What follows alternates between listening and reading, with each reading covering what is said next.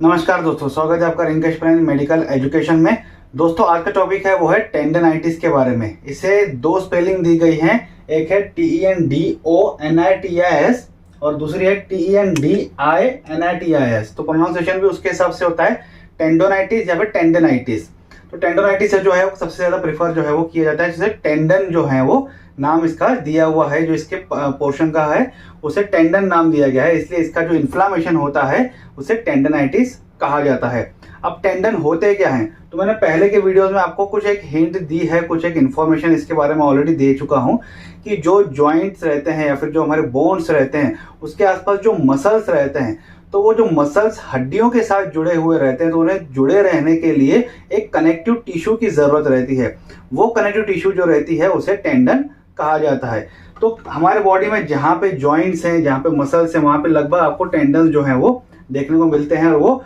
Stretching करने में, movement करने में, हमारे जो हम चलते हैं तो उसमें भी जो है वो काफी ज्यादा टेंडन्स का सबसे ज्यादा रोल रहता है, क्योंकि वो मसल्स को कॉन्ट्रैक्ट और रिलैक्स करने में काफी ज्यादा हेल्पफुल जो है वो काम रहता है उनका, और एक इलास्टिक नेचर रहता है जिसकी वजह से वो मसल्स को कॉन्ट्रैक्ट और रिलैक्स होने में हेल्प करते हैं। तो एक एग्जाम्पल के थ्रू मैंने आपके सामने ये एक डायग्राम शेयर किया है कि ये टेंडन के बारे में ये किस तरीके से ये काम रहता है। तो ये जो आपको बोन दिखाई दे रही है ये टिबिया फाइब्यूला की बोन है, जो कि हम देखते हैं कि सबसे नीचे फेमर के नीचे जो दो हड्डियां हैं रहती हैं, जो हमारे पैरों की जो हड्डियां रहती हैं। तो काफी सुंदर मैंने डायग्राम बनाई है, तो डायग्राम पे मत जाइएगा। तो ये जो एक मसल रहता है, जो हम देखते हैं कि जो टिबिया फाइब्यूला के पीछे की साइड से जो रहता है, जो हम घुटने के पीछे की साइड देखते हैं, और नीचे की तरफ जो हमारा मसल्स रहते हैं, तो ये मसल जो है वो इसे कहा जाता है काफ मसल्स। और ये एक प्रकार का टेंडन है जिसका नाम है एक्लीस टेंडन जो है उसे कहा जाता है, और नीचे जो ये हमारी हील बोन है। तो ये सबसे बेस्ट एग्जांपल है, क्योंकि यहाँ पे टेंडन जो है वो सही तरीके से एग्जांपल के तौर पे बताया जा सकता है, और ये हम कहते हैं कि जो मसल्स को कॉन्ट्रैक्ट रिलैक्स करने में ये यहाँ पे हेल्प भी करता है। तो ये मसल्स यहाँ पे एक तरह से जुड़ा हुआ है, नीचे की तरफ से हील बोन से जुड़ा हुआ है। तो ये जो मसल्स हैं, जो काफ मसल्स हैं, ये जब स्ट्रेट कॉन्ट्रैक्ट होते हैं तो ये जो टेंडन रहता है वो स्ट्रेच होता है, और जब ये रिलैक्स होते हैं तो टेंडन जो रहते हैं वो रिलैक्स हो जाते हैं वो। तो ये क्या होता है कि जब एज बढ़ती जाती है तो इनकी टेंडन्स की इलास्टिसिटी जो है वो लूज होती जाती है, इनकी टेंडन्स में एक स्टिफनेस आ जाती है। तो इनका जो इलास्टिक नेचर है वो थोड़ा सा स्टिफ होना शुरू हो जाता है। अगर इनमें कैल्शियम डिपॉजिट हो जाता है तो कैल्शियम बाउंस भी हो जाते हैं, और कभी कभी ये जो टेंडन्स हैं ये टॉर्न भी हो जाते हैं, फट जाते हैं, कट भी जाते हैं। हालांकि इससे कोई बड़ा प्रॉब्लम नहीं होता है, लेकिन आपके जो बॉडी पोस्चर है, या फिर जो चलना है, या फिर जो स्ट्रेचिंग जो हम करते हैं, बॉडी की जो मसल स्ट्रेचिंग जो करते हैं, उसमें आपको तकलीफ जाती है, उसमें बहुत सी चीजें आप सही तरीके से कर नहीं पाते हैं। जो यहाँ पे हम देखते हैं कि टेंडन्स का है, तो हम जैसे पैर चलते हैं तो इस तरीके से हमारा पैर जो काम करता है, तो इसमें क्या होता है, ज्यादा आप पैर ऊपर नहीं कर पाते हैं। अगर ये टेंडन अगर फट जाता है या फिर इसकी इलेक्ट्रिसिटी काफी लूज हो जाती है, तो ये प्रॉपर चलने में हमें हेल्प नहीं करता है। कई लोग पैर घिसका के चलते हैं, या फिर थोड़ा सा ऐसे ही सीधा सीधा चलते हैं, वो इस तरीके से पैर करने में उन्हें काफी ज्यादा तकलीफ होती है। तो इस तरीके से नॉर्मल जो पोस्चर है वो आपका डिस्टर्ब होता है अगर ये टेंडन सही तरीके से काम नहीं करते हैं। तो इसके बारे में आज पूरी बेसिक इंफॉर्मेशन आज हम लोग समझने वाले हैं। तो is a condition where connective tissue between your muscle in the bone that is tendons get inflame. तो टेंडन्स अगर सूज जाते हैं, इन्फ्लामेशन हो जाते हैं किसी इन्फेक्शन की वजह से, किसी चोट के कारण की वजह से, तो ये जो कनेक्टिव टिश्यू में अगर इन्फ्लामेशन आ जाता है, कोई सूजन आ जाती है, तो उसका इसे कहा जाता है टेंडेनाइटिस। ठीक है, इट इज इन्फ्लामेशन और irritation of the tendon that makes it swell. ठीक है, तो इन्फ्लामेशन और इरिटेशन की वजह से स्वेलिंग आ जाती है, इसलिए इसे टेंडनाइटिस कहा जाता है। Tendons are strands of connective tissue between muscle and bone that helps to move. तो मसल्स के और हड्डियों के बीच में ये कनेक्टिव टिश्यू है जो हमें मूव करने में, चलने में हेल्प करते हैं, क्योंकि मसल जब कॉन्ट्रैक्ट हो रहा है तो उसे एक इलास्टिक नेचर प्रोवाइड करने के लिए टेंडन की सबसे ज्यादा रिक्वायरमेंट है। ये जो अंगूठा में स्ट्रेच वगैरह कर रहा हूँ, यहाँ भी टेंडन है छोटे से, तो ये टेंडन्स भी हमें मुझे हेल्प करते हैं इस अंगूठे को, इस फिंगर्स को मुझे मूव करने में। तो उसके हिसाब से जो हम देखते हैं कि टेंडन्स को डिवाइड किया गया है, लेकिन tendinitis can be either acute that is short term और chronic that is long term. तो कुछ समय के लिए ये दर्द रहता है, जो कि कुछ रेस्टिंग से या फिर हॉट पैड्स या कोल्ड पैड्स लगाने से ये ठीक हो जाता है। ये अगर क्रॉनिक रहता है, काफी लंबे समय तक रहता है, मतलब उसकी जो इलास्टिसिटी है काफी ज्यादा खराब हो चुकी है, उसमें कैल्शियम भी डिपॉजिट हो गया है, या फिर वो टॉर्न हो गया, फट गया है, तो ये क्रॉनिक रहता है, जिसकी वजह से काफी तकलीफ होती है, पर इतनी भी सीवियर तकलीफ नहीं होती है कि आपको काफी कुछ हॉस्पिटलाइज करना पड़े, ऐसा कुछ है, ऐसी कोई तकलीफ होती नहीं है, पर आपकी लाइफस्टाइल जो है वो काफी ज्यादा डिस्टर्ब हो जाती है। टाइप ऑफ टेंडनाइटिस यानी कि जो टेंडन्स हैं उन्हें कैटेगराइज किया गया है कि वो कौन से पोर्शन पे हुए हैं और किसके कारण जो है ये हुआ है। तो type of tendinitis gets their name after the spots and the area of your body where the injury happens. The most common types are, तो ज्यादातर इसे जो नाम दिया गया है वो स्पोर्ट्स से रिलेटेड दिया गया है और कौन से एरिया में वो हुआ, मतलब कौन से बॉडी पोस्चर पे ये हुआ है उस हिसाब से नाम दिया है। एक सबसे कॉमन हमने देखा है जो टेनिस एल्बो वगैरह जो होता है, तो टेनिस एल्बो हमारे सचिन तेंदुलकर जी को जो हुआ था वो यहाँ पे इस तरीके का एक बेल्ट पहनते थे उसे सपोर्ट देने के लिए, ठीक है। लेकिन आपने देखा होगा जब उन्हें टेनिस एल्बो हुआ तो उन्हें कोई हॉस्पिटलाइज नहीं करना पड़ा, कुछ एक्सरसाइज, कुछ सपोर्टिव एड्स, इससे वो धीरे धीरे इंप्रूव और एक सपोर्ट जो है वो उस पार्ट को, उस टेंडन को दिया जाता है। तो टेनिस एल्बो यानी कि आउटर साइड, ये देखो ये मेरा एल्बो है तो इसे एक आउटर साइड एक टेंडन रहता है और एक इनर साइड यहाँ के मसल्स के सपोर्ट के लिए एक टेंडन जो है वो रहता है। तो टेनिस एल्बो अगर रहेगा तो आउटर साइड के टेंडन्स को तकलीफ हुआ है, ठीक है। और गोल्फर्स एल्बो हुआ है, जो गोल्फ वगैरह खेलते हैं तो उनका हाथ ज्यादातर इस तरीके से रहता है, तो उन्हें यहाँ पे जरा तकलीफ जो है वो होती है, तो वो उन्हें इनर साइड जो टेंडन रहता है जो एल्बो के हाथों के, वहां पे अगर इन्फ्लामेशन हो जाता है तो उसे गोल्फर जो एल्बो कहा जाता है। एक है पिचर शोल्डर्स,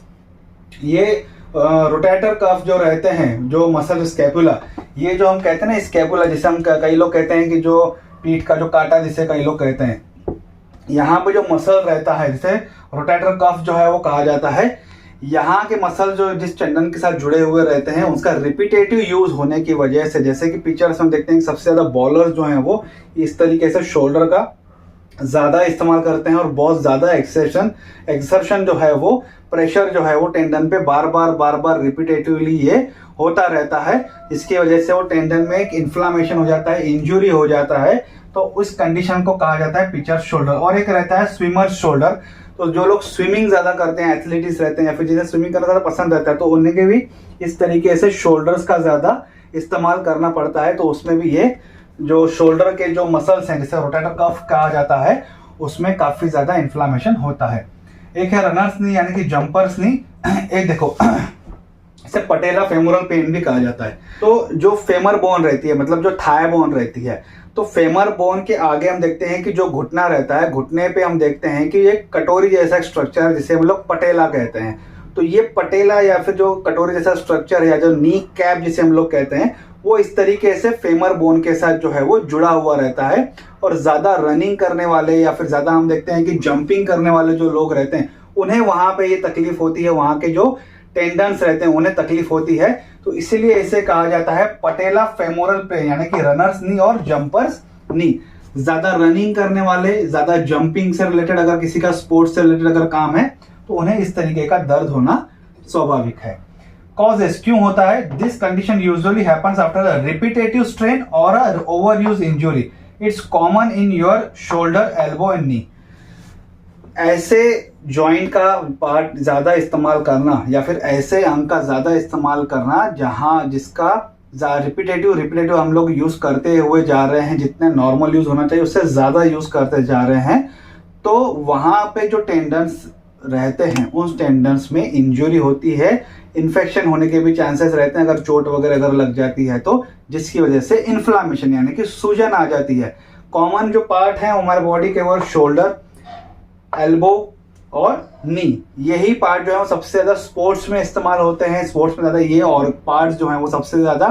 वर्क करते हैं ये हमारे बॉडी के, तो इसी पार्ट में जो है वो काफी ज्यादा पेन, इन्फ्लेमेशन होता है और इसी के जो नाम दिए गए हैं आप देखिए लगभग एल्बो, शोल्डर और नी से रिलेटेड ही कंडीशन जो है सबसे कॉमन देखने को मिलती है, इसके हिसाब से इसे नाम दिया गया है। अगर इसे ज्यादा रिपीटेडली यूज करेंगे और इसे प्रॉपर रेस्ट नहीं देंगे तो वो इन्फ्लेमेशन हो जाता है, वहां पे इंजुरी हो जाती है। ओवर यूज और repetitive movement over time like running and throwing, तो बार बार आप थ्रोइंग की एक्टिविटी ज्यादा कर रहे हैं, मतलब क्रिकेट वगैरह ज्यादा खेल रहे हैं या फिर रनिंग ज्यादा कर रहे हैं या फिर कुछ आपका हम देखते हैं कि जो स्विमिंग वगैरह जो है वो काफी ज्यादा कर रहे हैं, तो ऐसी एक्टिविटीज आप बार बार कर रहे हैं, रिपीटेटिव कर रहे हैं, तो वो आपके टेंडन्स को जो है काफी ज्यादा तकलीफ देता है। ऐसा भी आप देखिए कि अगर आप कभी एक्सरसाइज नहीं करते हो और अचानक से आप एक्सरसाइज करना शुरू करते हैं तो कुछ समय के लिए आपके बॉडी में काफी ज्यादा पेन होता है, क्योंकि क्या होता है कि मसल्स और टेंडन्स में स्ट्रेचिंग काफी ज्यादा हो जाती है, जो कि नॉर्मल स्ट्रेचिंग से ज्यादा होती है। जब तक वो नॉर्मलाइज नहीं होती हैं चीजें सही तरीके से, वो ढल नहीं जाती हैं आपके लाइफस्टाइल से, तब तक आपको काफी ज्यादा दर्द महसूस होता है। इसलिए कहा जाता है जब भी आप जिम या एक्सरसाइज करते हैं या फिर कोई नई एक्टिविटी करते हैं जिसमें बॉडी के मसल्स पे और टेंडन्स पे काफी ज्यादा स्ट्रेन आता है, तो उसे आप लाइटली करें कुछ समय के लिए, ताकि आपकी बॉडी धीरे धीरे उसको ढालना शुरू करे। बाद में फिर आप जो है वो उसको आप धीरे धीरे आप उसको एग्रेसिवली या फिर अपना जो रूटीन है, शेड्यूल है, उसे बढ़ा सकते हैं। Strain from the sudden moment, अचानक से कोई मैं नींद से उठा हूँ, एकदम लूज, एकदम कम ब्लड सर्कुलेशन है हमारे बॉडी में और एकदम मसल्स भी रिलैक्स हैं, और अचानक से मैं कोई हैवी सामान उठा लेता हूँ, या फिर अचानक से मैं उठता हूँ और कुछ मोमेंट ऐसी रफ मोमेंट कर लेता हूँ, तो अचानक से आई हुई सडन मूवमेंट के कारण भी टेंडन्स में इन्फेक्शन हो जाता है, उसमें इन्फ्लेमेशन आ जाता है। कोई इंजुरी हो गई, चोट लग गई, एक्सीडेंट हो गया, तो उसके कारण अगर टेंडन्स जो है वो ब्रेक हो जाते हैं तो वहां पे तकलीफ होने के चांसेस रहते हैं। It can be a side effect of the medication at statin which lowers the cholesterol. कुछ दवाइयां अगर हम लोग खा रहे हैं तो उन दवाइयों का साइड इफेक्ट भी हो जाता है। ज्यादातर ये देखा जाता है जो स्टेटिन्स रहती है, मतलब जो हमारा कोलेस्ट्रॉल कम करने वाली दवाइयां रहती हैं, इससे अलावा और दूसरी दवाइयां जो कोलेस्ट्रॉल को कम करने में काम करती हैं, ऐसी जो कैटेगरी ऑफ ड्रग्स है उनका भी जो एक साइड इफेक्ट है कि वो टेंडन्स को इन्फ्लामेशन करने का काम करता है। फ्लोरोक्विनोन एंटीबायोटिक्स, कुछ ऐसे एंटीबायोटिक्स हैं जो कि फ्लोरोक्विनोन जो कैटेगरी है वो अगर ज्यादा प्रिस्क्राइब होते हैं आपको किसी मेडिकल कंडीशन में, तो उसके कारण भी इसका जो साइड इफेक्ट जो है वो टेंडन्स को इंजुरी या इन्फेक्शन जो है वो करने का कारण बनता है। Some medical condition can also cause tendinitis like diabetes, rheumatoid arthritis, osteoarthritis, gout, pseudo gout and infection. कुछ मेडिकल कंडीशन है आपको जो कि इससे सपोर्ट करती हैं। तो आर्थराइटिस से जॉइंट से रहेगा तो ऑस्टियोआर्थराइटिस, रूमेटॉइड आर्थराइटिस, जिसके बारे में हम लोग समझ चुके हैं पहले के वीडियो में, वो उससे हेल्प करती हैं उसे इस कंडीशन को और बढ़ने के लिए। गाउट के बारे में हम आगे के वीडियो में समझने वाले हैं, लेकिन गाउट में हम देखते हैं कि जो क्रिस्टल्स जमा हो जाते हैं हमारे बॉडी में यूरिक एसिड के, जिसकी वजह से वो जॉइंट्स में काफी ज्यादा अफेक्ट करता है और जॉइंट्स के आसू पास का जो स्ट्रक्चर रहता है उसे भी काफी ज्यादा इन्फ्लेमेशन प्रोवाइड कर लेता है, जिसकी वजह से टेंडन्स भी अफेक्ट हो जाते हैं। इन्फेक्शन, किसी कारण की वजह से आपको इन्फेक्शन हुआ है, चोट लगी है, अंदरूनी वायरल इन्फेक्शन हुआ है, बैक्टीरियल इन्फेक्शन अगर हो गया है, फंगल इन्फेक्शन अगर हो गया है, तो उसके कारण भी ये चीजें होने के चांसेस रहते हैं। डायबिटीज है, डायबिटीज में हम देखते हैं कि काफी ज्यादा हमारी बॉडी ढल जाती है और मसल्स इंजुरी से रिलेटेड काफी ज्यादा तकलीफें होती हैं। रिस्क फैक्टर क्या है? Some activities like the gardening, landscaping, कुछ गार्डनिंग वगैरह आप कर रहे हैं, कुछ लैंडस्केपिंग कर रहे हैं, तो ऐसी चीजें रिस्क फैक्टर रहती हैं, क्योंकि ज्यादा समय तक आपको बैठना पड़ता है घुटनों के बल पे या फिर ये हिप पे, दम पे, और इस तरीके से कुछ कटिंग वगैरह करना जिसमें शोल्डर और एल्बो आपको ऊपर रहते हैं, ज्यादातर कटिंग वगैरह आप करते हैं तो ऐसे कुछ एक्टिविटीज हैं वो रिस्क फैक्टर बन जाती हैं। वुड वर्किंग, लकड़ी का काम करने वाले जो लोग हैं, ऊपर लकड़ी ठोक रहे हैं, नीचे ठोक नीचे बैठ के उस कटिंग कर रहे हैं तो नीज पे दबाव आ रहा है। पेंटिंग कर रहे हैं, कई लोग ऊपर नीचे बैठ के कहीं पेंटिंग करते हैं। स्क्रबिंग का काम है। Playing sport like golf, tennis, baseball, अगर इस तरीके के स्पोर्ट ज्यादा खेल रहे हैं तो उसमें तकलीफ होती है। पुअर पोस्चर है आपका, सही तरीके से आप खड़े नहीं रहते, या फिर बॉडी का जो शेप है आपका सही नहीं, जिसकी वजह से बॉडी के बोन्स पे प्रेशर आता है। सिंपल भाषा में हम कह सकते हैं ओबेसिटी पेशेंट हैं, या किसी को अगर कुछ हेल्थ चैलेंजेस है, किसी का हम देखते हैं कि किसी कारण की वजह से एक साइड की हड्डी ज्यादा ग्रोथ नहीं होती और एक हड्डी प्रॉपर ग्रोथ होती है, जिसकी वजह से वो बड़े जूते जो है वो पहनते हैं अपनी लेवल बरकरार करने के लिए। तो इस तरीके से पोस्चर के काफी ज्यादा कारण जो है वो बनते हैं, जिसकी वजह से आपका पोस्चर जो है वो पुअर रहता है, तो वो एक कारण बनता है। Some condition that weakens your muscle, कोई भी ऐसी तकलीफ है आपको जिसकी वजह से आपके मसल्स में कमजोरी आ गई है, इसकी वजह से वो टेंडन्स को भी अफेक्ट करता है। Age after 40 tendons tolerate the less stress, less elastic and get tear more easily. 40 साल की उम्र के बाद हम देखते हैं कि जो हमारे टेंडन्स में जो इलास्टिसिटी है वो धीरे धीरे लूज होना शुरू हो जाती है, क्योंकि उम्र का तकाजा है, जैसे मैंने आपको पहले के वीडियोस में ये क्लियर की है बातें। उसमें जो इलास्टिसिटी है, उसमें जो वेट बियरिंग है, स्ट्रेन बियरिंग जो कैपेसिटी है वो धीरे धीरे कम होना शुरू हो जाती है।